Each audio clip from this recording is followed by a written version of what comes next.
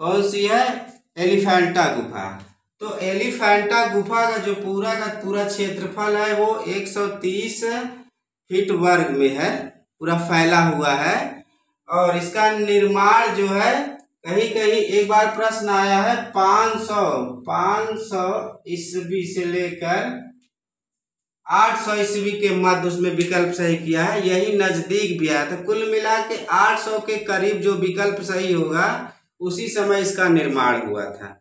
और 2021 में ये पेपर आया था कि एलिफेंटा स्थित है नजदीक में, तो ये रायगढ़ सही किया था। 2021 के प्रवक्ता का पेपर है, ठीक है ना। और इसकी जो है एलिफेंटा से जो है गेटवे ऑफ इंडिया से एलिफेंटा की दूरी, ठीक है ना, वो 10 या 12 किलोमीटर की दूरी है। मतलब गेटवे ऑफ इंडिया से एलिफेंटा की दूरी 10 या 12 किलोमीटर है। निर्माण 800 ईस्वी में हुआ है। इसका पूरा क्षेत्रफल जो है वो 130 फीट वर्ग में है, ठीक है ना।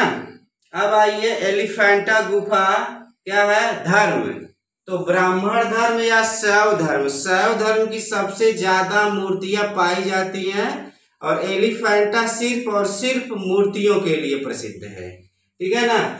और ब्राह्मण धर्म दे या शैव धर्म दे या हिंदू धर्म दे, अगर इसमें से भी अगर दोनों विकल्प आ जाता है तो आपको शैव धर्म लगाना है, क्योंकि शैव धर्म की सबसे ज्यादा यहाँ मूर्तियां उपलब्ध होती हैं, ठीक है ना। और भी देखा जाए तो ब्राह्मण धर्म का ही पाठ शैव संप्रदाय था। जब उसका व्यापक क्षेत्रफल हो जाता है, यानी कि शैव धर्म के मानने वाले लोगों की संख्या ज्यादा हो जाती है, तो शैव संप्रदाय शैव धर्म में कन्वर्ट हो जाता है। इस अकॉर्डिंग देखेंगे तो एलिफेंटा की सबसे ज्यादा मूर्तियां शैव धर्म से संबंधित प्राप्त होती हैं, ठीक है। गुफाओं की संख्या 2 है, यहाँ से कुल 9 मूर्तियां प्राप्त होती हैं। और ये जो निर्माण हुआ था एलिफेंटा गुफा, राष्ट्रकूट वंश के शासनकाल में इसका निर्माण हुआ था। और यह महाराष्ट्र राज्य के, ठीक है ना, नजदीक स्थान रायगढ़ में स्थित है। और यह एक टापू पर स्थित है, यानी कि यह जो गुफा है समुद्र के चारों तरफ से घिरी हुई है।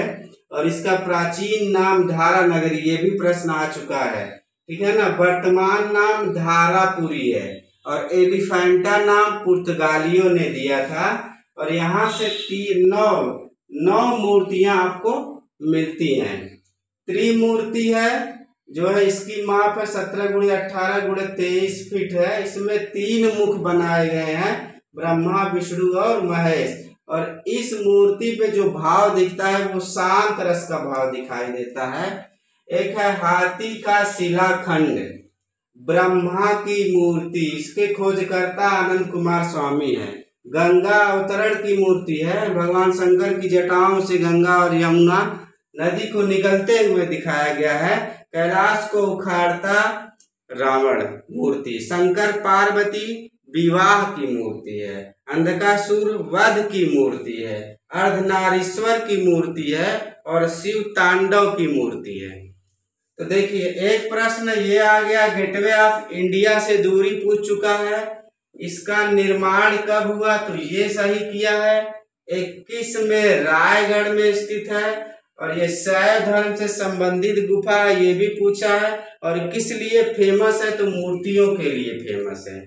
हाथी का शिलाखंड भी प्रश्न आ चुका है, ब्रह्मा की मूर्ति भी प्रश्न आ चुका है, ठीक है ना। और ये भी पूछा है राज्य महाराष्ट्र, ठीक है ना। और ये भी पूछा है समुद्र के किनारे, समुद्र के चारों तरफ से घिरी हुई है, ठीक है ना। इतना प्रश्न यहाँ से आ चुका है।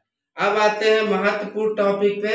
सबसे ज्यादा ये हाथी का शिलाखंड, हाथी का शिलाखंड कहाँ स्थित है, कहाँ रखा गया है, कहाँ संग्रहित है, तो विक्टोरिया मेमोरियल हॉल में स्थित है। तो इसको आप समझिए, विक्टोरिया मेमोरियल हॉल, ठीक है ना। ये है आपका, ऐसे समझिए विक्टोरिया मेमोरियल हॉल अगर ये है तो इसमें जो है देखिए इसका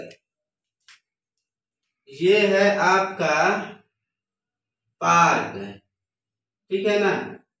ये है Jahangir art gallery, Jahangir art gallery, इसी के सामने एक क्या बना है, विक्टोरिया गार्डन, ठीक है ना।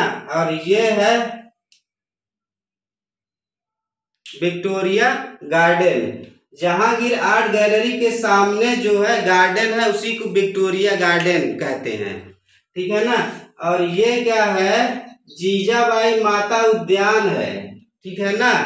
या ये इसको पूरा बोला जाता है, इसको राजीव गांधी नेशनल पार्क बोला जाता है। तो कुल मिला के इतना याद रखिएगा, हाथी का शिलाखंड जो है वह कहाँ है, विक्टोरिया गार्डन में रखा गया है। और विक्टोरिया गार्डन किसके सामने है, जहांगीर आर्ट गैलरी के सामने विक्टोरिया गार्डन है, यहीं पे रखा गया हाथी का शिलाखंड संग्रहित है, ठीक है ना।